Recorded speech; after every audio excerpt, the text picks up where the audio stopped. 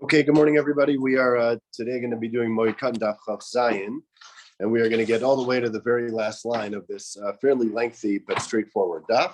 We begin 5 lines up from the bottom of Chaf Vav Amud Beis by the 2 dots. We had said in the Mishnah, "Ve'ein mavrin al mitos zekufos," and you do not serve the Sudas Havra on beds that are stood up. Tana Rabbanan, Haholech lebeisa avel. So what about somebody who's going to be Menachem Avel? So now we're speaking about a visitor. Im hayalibo gaspo yavru amitos kefuyos. If that visitor feels very, very personally close to the Avelim, he should join the Avelim on an overturned bed. Im lo yavru amitos kefuyos. And if he's not so close, but he's to be treated like a regular visitor, in that case, then he should sit on a bed that is upright. Rava Isra Be Milsa. Rava had an Indian Avelos, and he was sitting Shiva. Alagabi Abba Bar Marta Dehahu Abba Bar Manyumi. So Abba Bar Marta, who was also known as Abba Bar Manyumi, went to visit Rava Zakif. So Rava turned the bed right side up. Abba Bar Marta Kafi, but Abba Bar Marta apparently felt a little bit closer to Rava and flipped the bed back over. Amar. So Rava said, Rava said, this Talmid Chacham doesn't really get it. I want him to be treated like a regular guest, not like a much more intimate relation. Tana Rabbanan,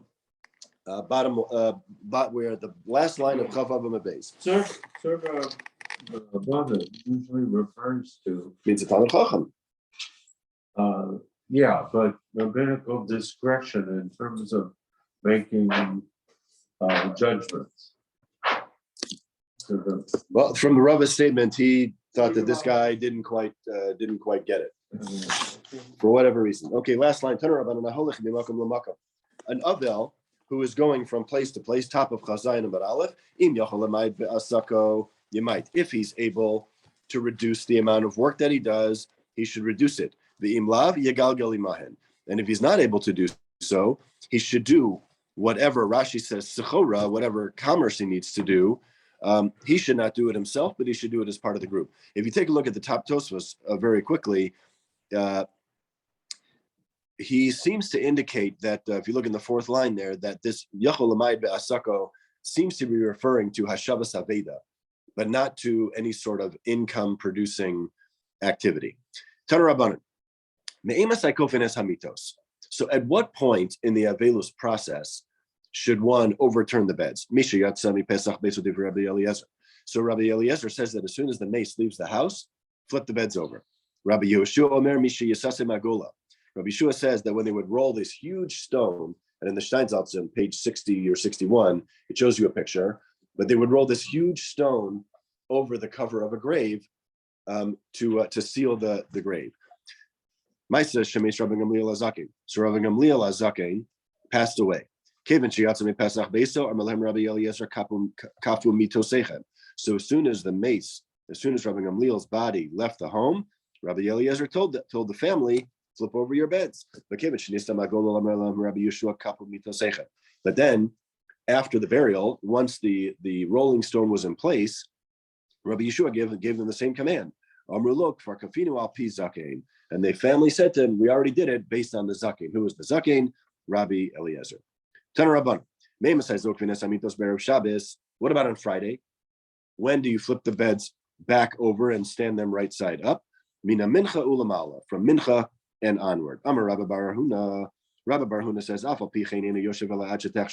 that may be the case, that you can flip them over at mincha, but you don't sit on a mourner's bed that's turned right side up until close to the end of Friday, right before Shabbos. And on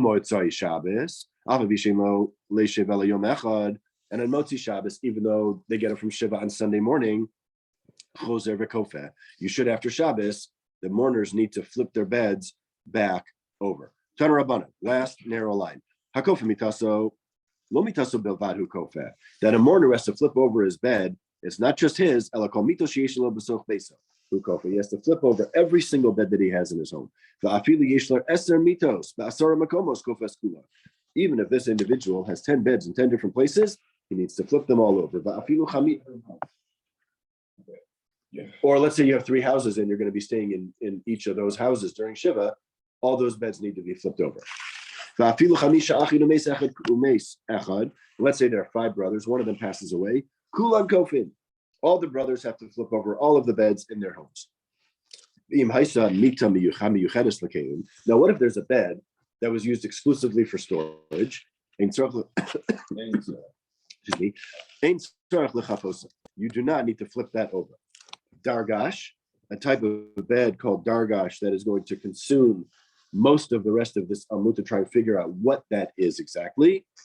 You don't need to flip over a dargash. It can remain standing as it normally does. Ella Zokvo. Would be like the tent-like structure. So we're going to get to that a little later. It turns out it's not. Oh. But that's one of the things that we're going to talk about before we get to the Mishnah here in the bottom of the Amud is if you have a 2-post bed, so meaning it looks like a triangular roof kind of over the bed, then you put a bug netting over, right? Something like that. So that kind of a bed, the Gemara is going to say you flip it on its side, and that's sufficient. So we'll get to that in a minute. Can't flip it over. If you flip it over, it'll just collapse, right? Right. Okay. Rabban Shimon, right? Rabban Shimon Gamliel Omer. So now we're talking about a dargash, 4 lines down, right in the middle of the wide lines. Rabban Shimon Gamliel Omer dargash matir es karbita v'hu nofel me'ela. A dargash, whatever that is, and we'll hold you in suspense. What you would do is you would release the ritzuos, release the straps from the frame, and it will collapse on its own. We'll save the fuller description because the Gemara will give that to us later. So my dargash. Ula's statement here is going to cause a lot of trouble. Amar Ula, Arsa Degad. 2 little words. And that means it's a bed that is never used. It is used in the home for good luck. And it is essentially decorative.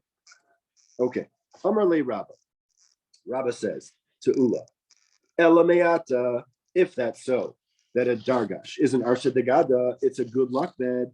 What about by a king, where it says the following: that the king sits on the ground, but the king sits on a dargash. Are you telling me that there was a certain type of furniture that nobody ever sat on, like this good luck bed, and then all of a sudden that's where the king is going to sit? Maskif Lo Ravashi, my kusha. Ravashi says to Rabbah, what kind of question is that? What about by a mourner, by the Sudas Havra, achila v'shtia, eating and drinking? Because until this point, we didn't feed him, we didn't give him to drink. But now we are. Ela ikasha hakasha. But if Rabbah was asking a question on Ula's definition of a dargash, this is what he asked. Detanya dargash eno tzarich l'chaposo ela zokvo. That a dargash, you don't have to flip it over, you can leave it standing up. The arsa degada amai eno tzarich l'chaposo. But if it's just a good luck bed, why don't you have to flip it over? Hatanya hakofa mitaso lo mitaso bilvadu kofa ela kol mitas sheyesh lo bezoch beso. Kofa, you have to flip over all of the beds in your house. So who cares if it's a good luck bed? Umay kasha. And once again, we say, Rabbah, if that's your question, what kind of question is that? We said earlier that there are certain beds that are not used for sleeping or for relaxing. They're used for storage. That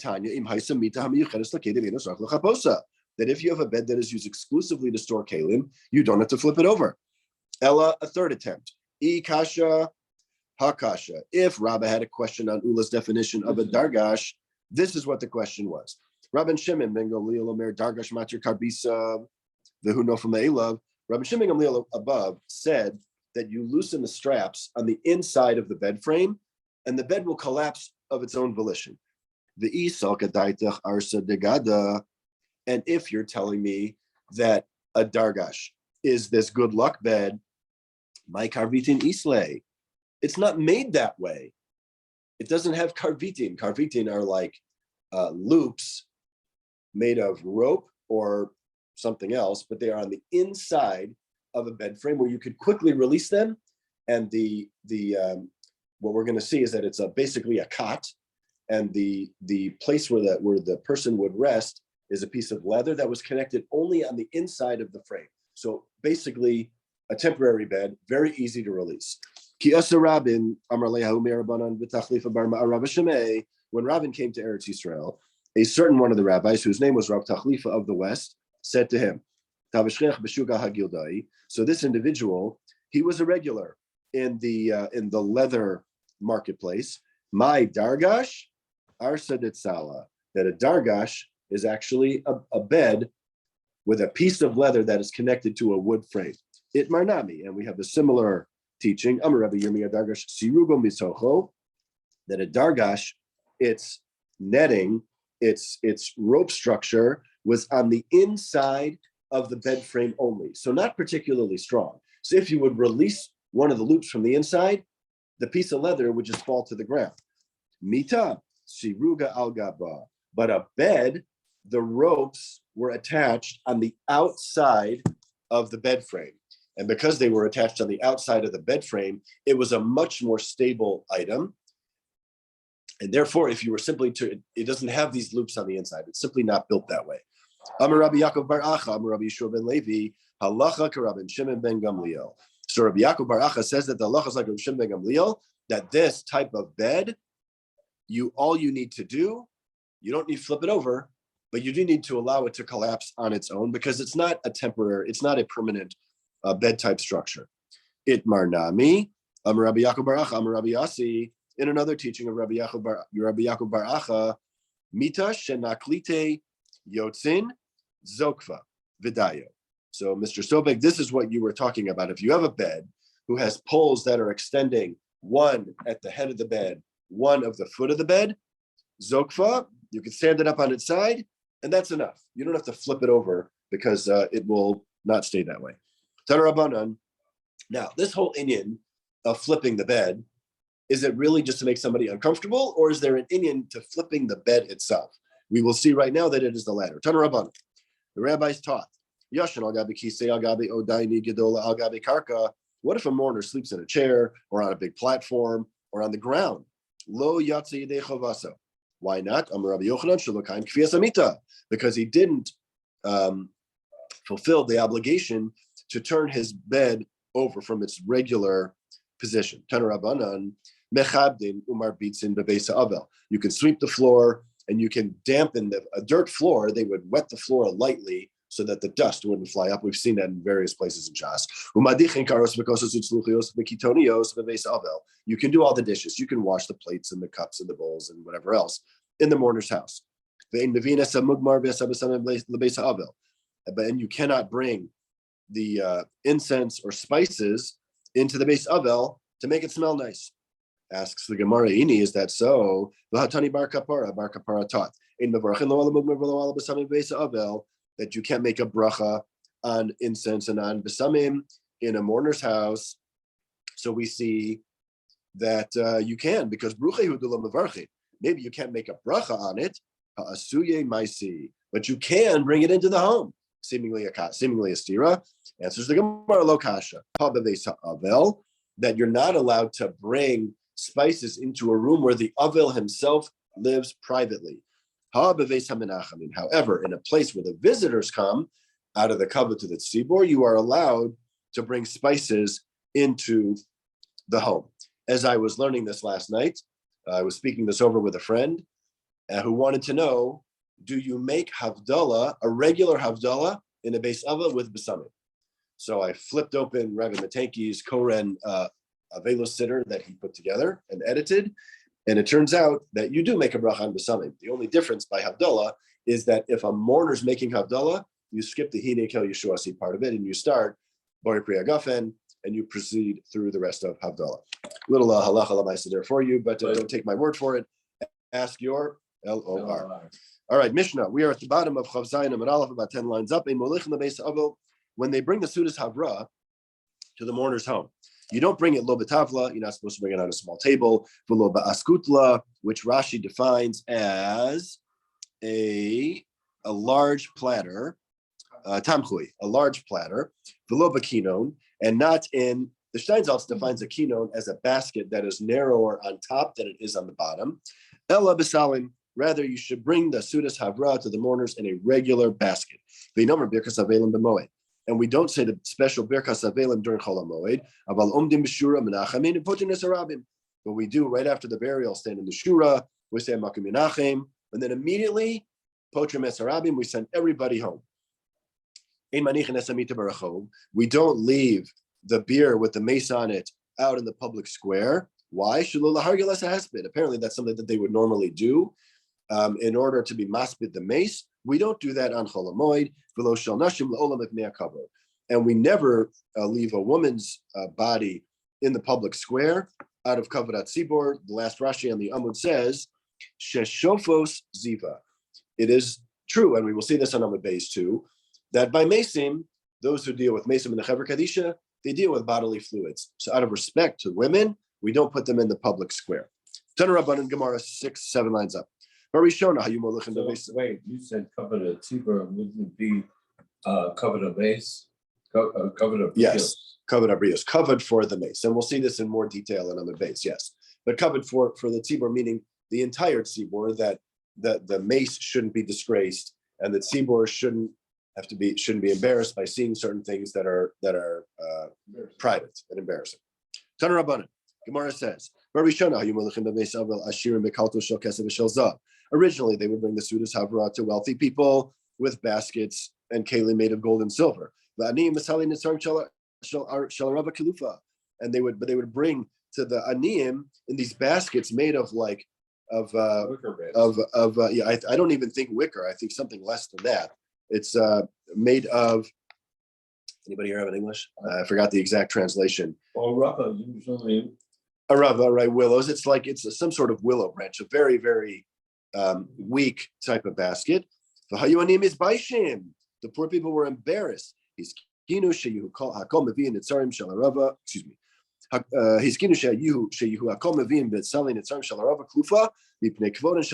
everybody would then, they made a takana, everybody should use these lesser quality baskets to preserve the kavod of the aniyim. And we're going to have a number of examples like this right now.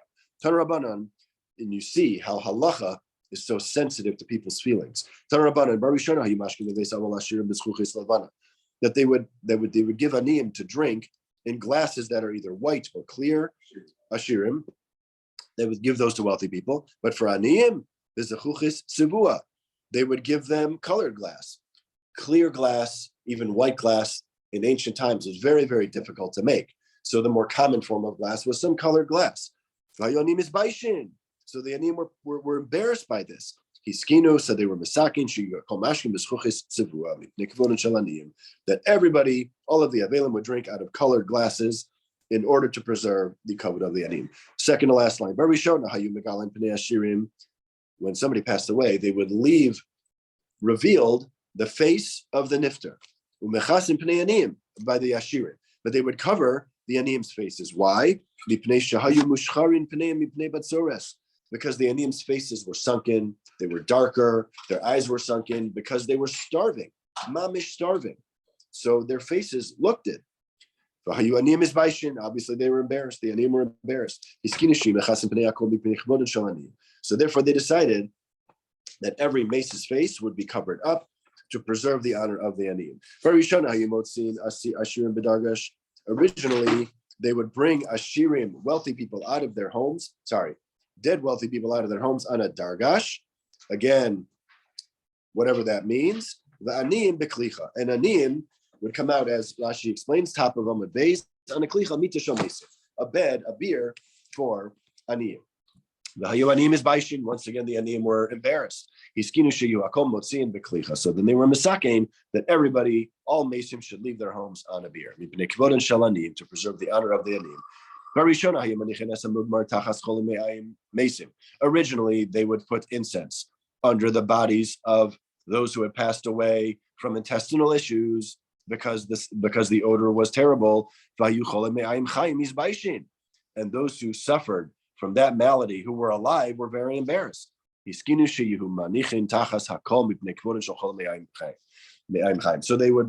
decided they would put mugmar, they would put incense under every mace in order to preserve the kavod of those who, because of their disease, had a foul odor.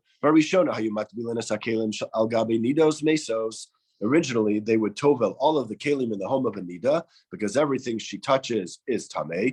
And the nidos who were alive were embarrassed, says Rashi, third line, because they were treated differently and they were embarrassed. So then they decided they're going to tovel all the kalim of all the women who pass away to preserve the honor of those who are nidos currently. Similarly, by the men, they were tovel a zav's home, all the kalim in a zav's home after he died.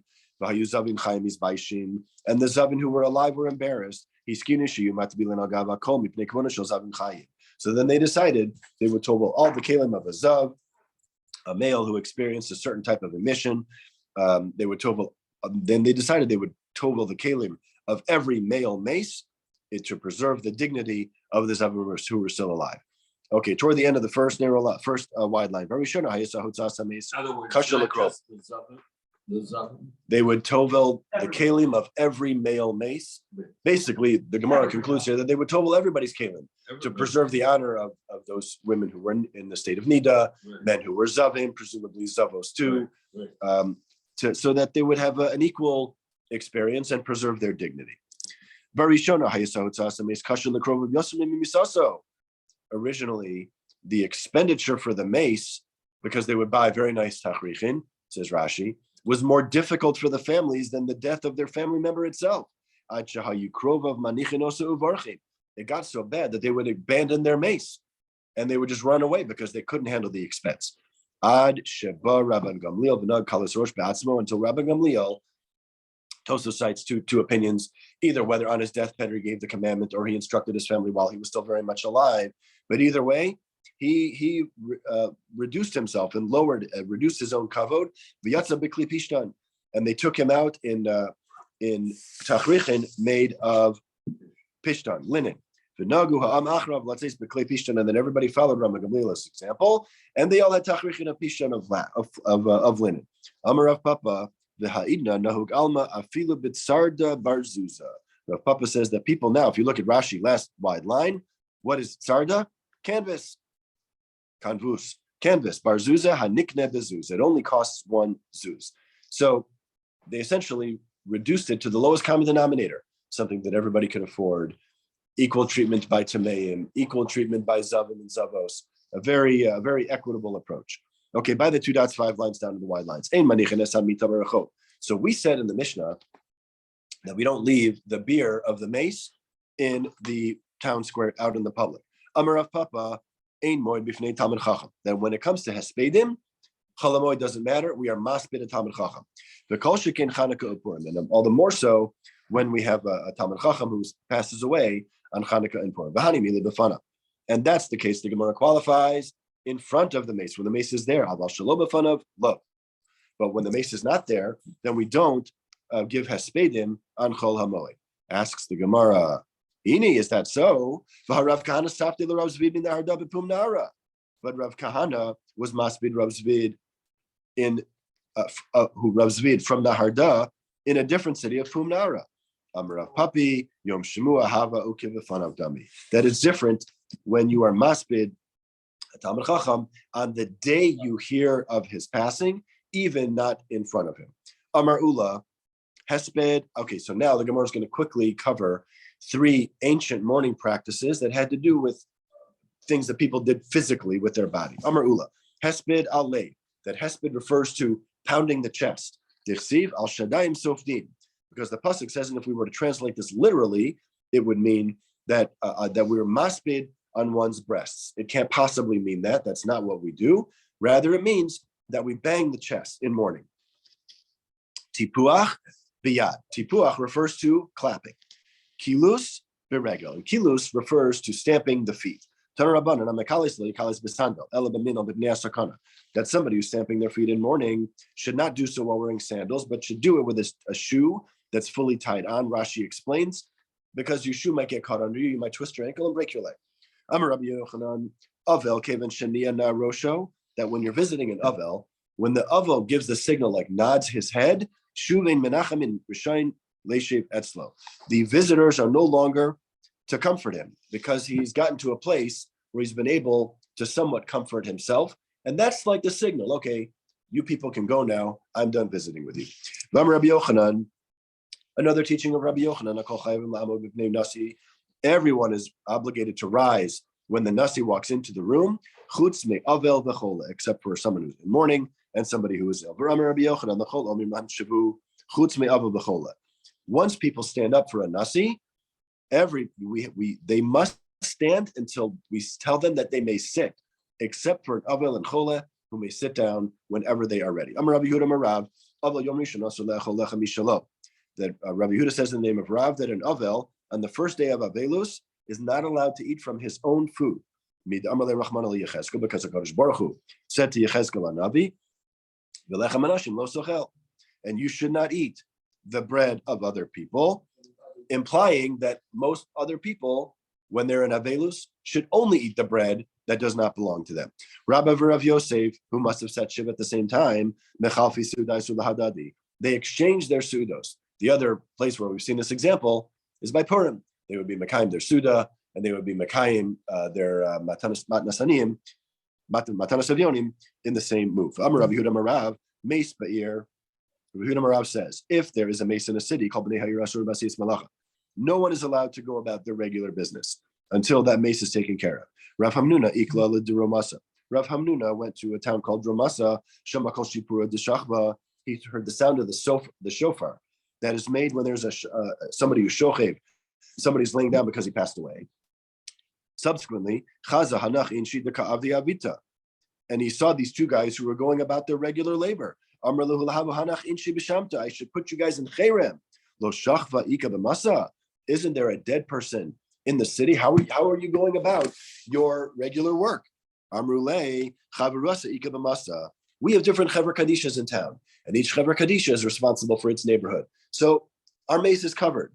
Amr Lahu Ihachi. So Rav Nuna said to them, if that's the case, Shar Yelachu, you guys are allowed to continue going about your business. Amar Rabbi Yehuda Amar Rav, Kol Miskasha Al Meso Yoser Midai Al Mes Acher Hu Bocha.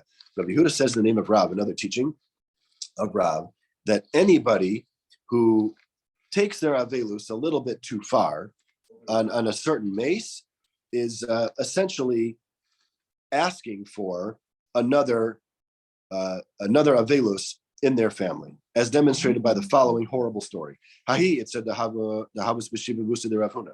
There was a woman who lived in Rav Huna's neighborhood. Havas Shiva Bani. She had 7 sons. Meis Chad Minayu, and one of them passed away. Havas Kab B'Chia B'Yasirsa Ale. She cried excessively over his death. Shalach la Rav Huna Lo Savdi Hachi. Rav Huna sent her a letter. Don't act that way. Lo Ashkacha Bein. She ignored his letter. Shalach la Itzaisis Mutab. He said to her, listen, if you take my advice, fine, it'll be good for you. But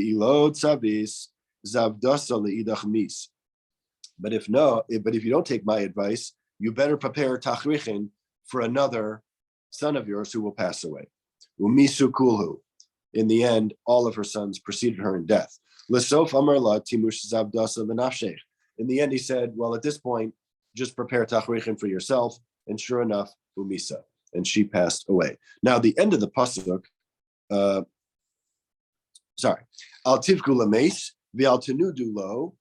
So the pasuk says, don't cry excessively for the mace and don't shake your head excessively for the mace.